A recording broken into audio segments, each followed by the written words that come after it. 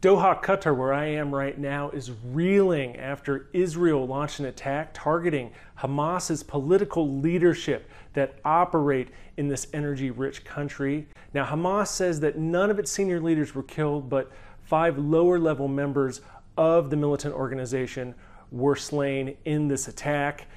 Qatar says 1 member of its internal security force also was killed in the attack, bringing the total number of dead so far to at least 6.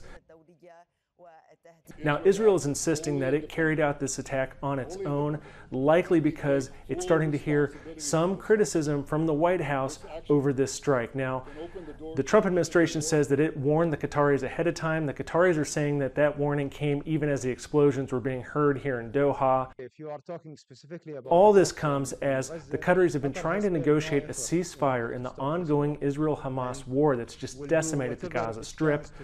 Reportedly, these leaders were in a meeting about one of these ceasefire proposals when this attack happened. The Qataris didn't rule out continuing to work and mediate towards a ceasefire, but as of right now, it remains unclear if anyone can stop the war, and it looks like there could be further escalations in the Middle East.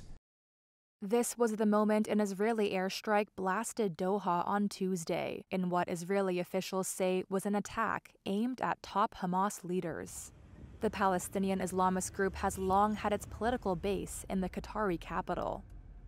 Khalil al-Hayya, Hamas's exiled Gaza chief and top negotiator, was among the targets, Israeli officials say. Hamas said 5 of its members had been killed in the strike, including al-Hayya's son, but that officials in the ceasefire negotiating team survived the strike.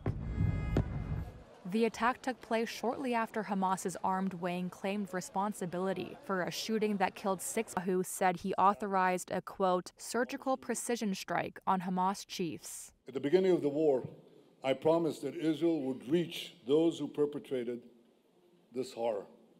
And today, Israel and I have kept that promise. The assault will likely shatter efforts to reach a ceasefire, especially since negotiations took place in Qatar. The mother of an Israeli hostage condemned Netanyahu for the attack. I am trembling with fear, she says, adding that the strike, quote, essentially sentenced her son to death. In Gaza, an Israeli evacuation order urging some displaced Palestinians to flee led to panic and confusion, as Israel said it was about to obliterate the area in an assault to wipe out Hamas. Residents of Gaza's biggest urban area have been expecting an onslaught for weeks, since the Israeli government devised a plan to deal Hamas a fatal blow in what it says are the group's last strongholds. We are attempting to delay death a little longer. We have been displaced approximately 30 times, moving from one death to another, but we are trying to postpone death a little.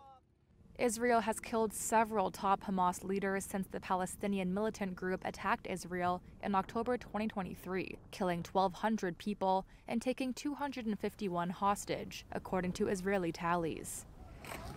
Israel's offensive has reduced much of Gaza to rubble and killed more than 64,000 Palestinians, according to health officials in the enclave.